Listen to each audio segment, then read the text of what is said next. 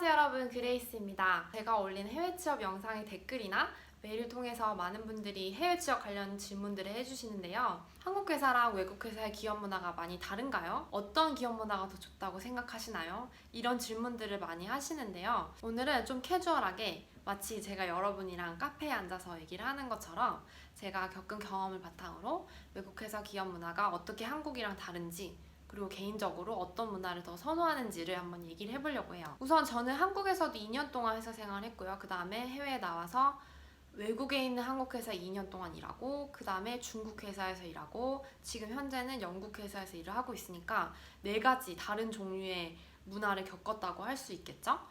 그 중에서 제일 힘들었던 경험을 얘기해보라고 하면 당연히 한국 회사에서의 경험입니다. 저는 처음에 디자인 회사에서 기획팀으로 시작을 했는데요. 디자인 회사다 보니까 아무래도 밤샘 근무도 많고 주말에도 나가야 되고 그런 힘든 점들이 많이 있었습니다. 그리고 연봉도 굉장히 낮았고요. 제가 느꼈을 때 한국 회사는 약간 고등학교, 대학교의 연장선 같은 그런 느낌이 큰 것 같아요. 그래서 뭐 선배에 해당되는 직장 상사한테 모든 거를 허락을 받아야 되고, 그렇지 않으면 눈치를 봐야 되고, 이런 부분이 좀 심한데, 외국 같은 경우는 내가 하고 있는 일만 제대로 하면 그런 것들을 크게 신경 쓰지 않습니다. 물론 아주 기본적인 거, 예를 들어 회사에 늦는다던가 어디 잠깐 나갔다 온다던가 이런 것들은 얘기만 제때 하면 되고요. 그거에 대해서 막 눈치를 보거나 되게 불안해하거나 그런데 전혀 감정 소비를 할 필요가 없습니다. 그리고 정말 말 그대로 자유재량권이 있어요. 자기가 맡은 프로젝트면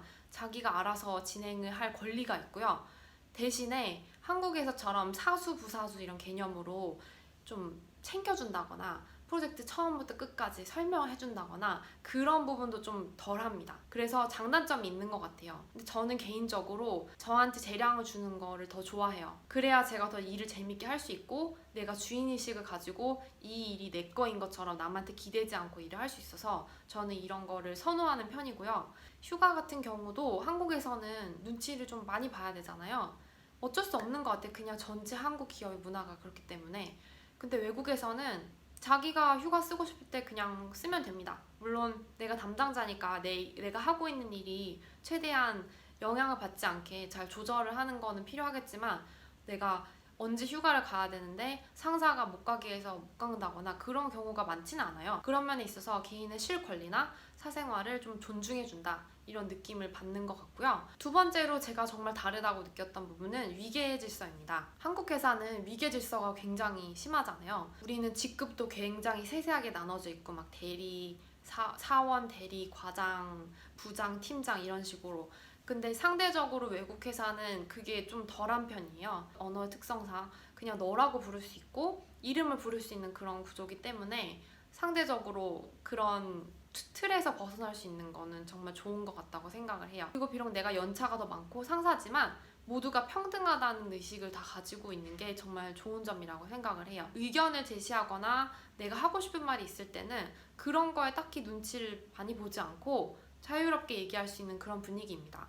물론 여기서도 기본적인 상식선에서 지켜야 할 건 있겠죠? 그 다음으로 제가 외국 회사에서 좋다고 느꼈던 부분은 기회의 측면입니다. 한국 회사 같은 경우는 승진하는데도 시간이 많이 걸리고, 승진을 하려면 정치적인 것들도 많이 신경을 써야 되고 조금 많이 복잡한데, 외국 회사 같은 경우는 조금 단순한 편이에요. 정말 일을 잘하고 성과가 눈에 보여지는 사람은 금방 승진을 할 수 있습니다. 거기서 물론 약간의 정치가 있을 수는 있겠죠. 그래도 한국이나 아시아권이랑 비교를 하면 훨씬 덜한 편이고요. 심지어 지금 제가 말씀드린 이런 부분은 중국 회사 다닐 때도 해당이 됐어요. 중국 회사 같은 경우도 훨씬 위계 질서에 덜 민감하고, 열심히 한다면 어린 나이에도 충분히 승진을 하고 더 높은 연봉을 받을 수 있는 그런 기회가 주어졌다는 점, 그런 점에 있어서 좀 많이 개방됐다고 생각을 합니다. 하지만 또한 단점도 있어요. 가장 큰 단점은 사실 언어의 장벽인데요. 한국에서 우리가 일을 할 때는 모두가 다 같은 언어를 쓰잖아요. 여러분이 외국 땅을 밟고 거기서 회사 생활을 하는 순간 내가 원어민보다, 그리고 나보다 영어를 잘하는 사람보다 불리한 위치에 설 수밖에 없다는 거를 항상 생각하셔야 될 것 같아요. 혹시나 여러분이 영어나 중국어로 미팅을 이끌어야 된다거나 이 사람을 설득시켜야 된다거나 그런 위치에 있다고 생각을 해보면 외국어로 이거를 한다는 거가 정말 쉽지 않다는 거를 그냥 바로 느끼실 수 있을 거예요. 그래서 그런 부분이 항상 제2외국어로 영어나 중국어를 하는 사람들한테 핸디캡이 될 수밖에 없고, 그거를 아무도 고려해주지 않습니다. 왜냐하면 모두가 다 그 언어를 사용하니까요. 그래서 그 부분에 있어서는 모두가 굉장히 냉정하게 여러분을 평가한다고 보시면 돼요. 어느 누구도 얘가 한국에서 왔고 한국은 영어를 모국어처럼 쓰지 않으니까 얘가 조금 잘 설명을 못해도 이해해줘야겠다, 이런 식으로 생각하는 사람은 없다고 보시면 됩니다. 되게 냉정해요. 사실 문법이나 발음 같은 거는 그렇게 크게 중요하진 않은 것 같아요. 하고 싶은 이야기를 당당하고 자신감 있게 얘기할 수 있는 그런 배짱, 그리고 그런 연습이 돼 있으면 크게 걱정 안 하셔도 될 것 같아요. 근데 만약에 내가 이런 게 좀 부족한 사람이라고 생각하시면 해외 취업을 하기 전에 많이 노력을 하고 공부를 하고 연습을 하셔야 될 것 같습니다. 그리고 또 하나 단점이자 장점이 될 수 있는 부분이 있는데요. 바로 연봉입니다. 상대적으로 한국에서 연봉을 받는 것보다 외국에서 받는 급여가 높은 편이에요. 높은 편이긴 하지만 일을 제대로 못하면 잘릴 확률도 더 큽니다. 뭔가 한국에서는 약간 정의 문화, 그래서 좀 오래 다닌 사람이 더 영향력이 크고 이런 게 좀 많은데, 외국 회사는 그런 부분에서 좀 가차가 없는 것 같아요. 아무리 한 회사를 오래 다녔어도 일을 제대로 못하고 뭔가 자기가 월급 받는 그만큼을 증명해내지 못하면 금방 잘릴 수 있는 그런 환경입니다. 그래서 모든 게 성과 위주라서 내 성과가 잘 나오지 않았을 때 그 감당은 자기가 스스로 해야 되는 그런 문화고요. 그렇기 때문에 이런 압박을 잘 못 견디시는 분들은 해외에 나와서 일하시는 게 조금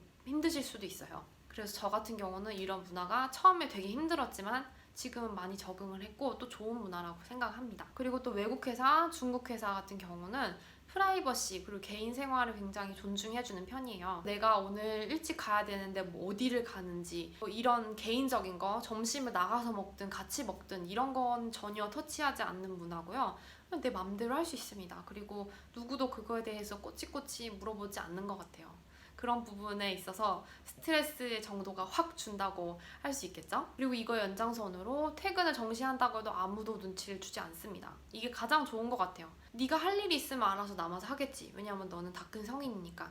이게 기본적으로 깔려 있습니다. 그래서 상사의 눈치를 보거나 뭐 상사가 집에 안 갔으니까 나도 남아서 일하고 이런 거는 거의 없다고 보시면 돼요. 중국 회사, 여기 지금 다닌 영국 회사 모두 마찬가지였고, 외국에 있는 한국 회사 다닐 때도 저는 그렇게 일을 했습니다. 그리고 마지막으로 제가 정말 외국 회사 다니면서 좋은 점만 많이 얘기를 했는데요. 그럼에도 불구하고 해외 취업을 결심하기 전에, 그리고 해외에 나오시기 전에 다시 한번 스스로 생각해 보셔야 할 부분이 있다고 한다면 바로 타지 생활의 서러움입니다. 제가 해외 생활을 하면서 정말 많은 나라를 다녀봤거든요. 아프리카부터 시작해서 중동, 그리고 러시아, 중국, 정말 많은 나라를 다녀봤는데 한국은 정말 좋은 선진국입니다. 대중교통부터 시작해서 사람들의 의식 수준, 그리고 문화, 그리고 음식, 청결 이런 부분에 있어서 굉장히 좋은 나라예요. 그리고 내가 태어난 나라기도 하고 내가 비자를 가지고 있는 나의 나라기도 하고요. 근데 여러분이 외국에 나가서 외국 회사에서 비자를 받아서 일하는 순간부터는 여러분 그냥 이방인입니다. 그래서 많은 부분에 불편함이 있어요. 집을 구하는 것도 그렇고요. 은행 계좌를 열고 여기서 해야 되는 생활에 관련된 많은 부분이 불편한 게 참 많아요. 시간도 오래 걸리고요. 비자에 있어서는 특히나 비자가 안 나오거나 비자에 문제가 생기면 정말 골치가 아파집니다. 그래서 제가 나라를 계속 옮기고 이런 같은 상황을 마주할 때마다 매번 느낍니다.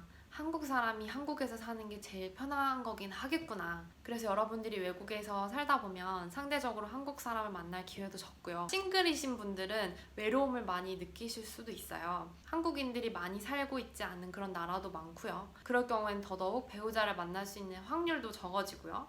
이런 모든 것들을 종합해 봤을 때 타지 생활에서 오는 외로움을 느낄 확률이 굉장히 크다고 보시면 됩니다. 외국 회사를 다니는 게 더 좋은 점이 많고 또 기회도 많고 돈도 더 많이 벌 수 있고 이런 점이 있지만 분명히 외국에 살기 때문에 더 힘든 점도 많은 것 같아요. 그럼에도 불구하고 저한테 왜 굳이 외국에서 계속 살고 싶냐라고 물어보신다면 일단 저는 개인의 삶을 존중해주는 이 문화가 너무너무 좋고요. 모두가 다 일도 굉장히 중요하지만 가정을 유지하는 것도 중요하고 내 개인적인 삶과 일을 동시에 병행하는 거의 중요성을 알고 있다는 이 점이 저는 제일 좋게 느껴지고요. 그리고 한국보다 기회 측면에서 많이 열려 있고 제가 정말 노력하고 열심히 한다면 한국과 상대적으로 한국에서 했던 것만큼만 해도 외국에서 일을 하면 되게 많은 사람들한테 진짜 열심히 하는 사람으로 보여지거든요.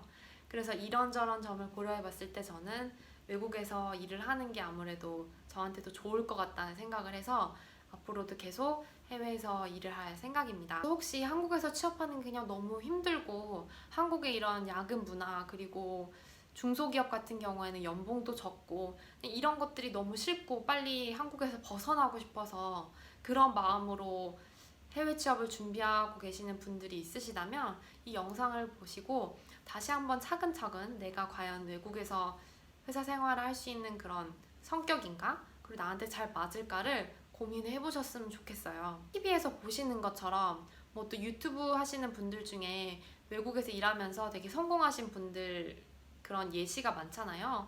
어떻게 보면 그거는 되게 많은 사례 중에 일부일 수도 있어요. 나가는 게 무조건 답이다. 해외 취업하면 모든 게 다 잘 될 것 같다. 이런 마음을 혹시나 갖고 계시진 않을까 싶어서 오늘은 뭔가 뼈 때리는 현실적인 얘기를 들려드리고자 이렇게 제 얘기를 해봤습니다. 여러분이 결정하시는데 큰 도움이 됐으면 좋겠고요. 언제든 궁금한 점이 있으시거나 또 자세히 알고 싶은 부분이 있으시다면 댓글이나 메일을 통해서 저한테 연락해 주시면 제가 성심성의껏 영상을 만들거나 답변을 해드리도록 하겠습니다. 그러면 전 또 다음번에 해외 취업 관련된 유용한 영상을 가지고 돌아오도록 할게요. 오늘도 영상 봐주셔서 감사합니다. 안녕.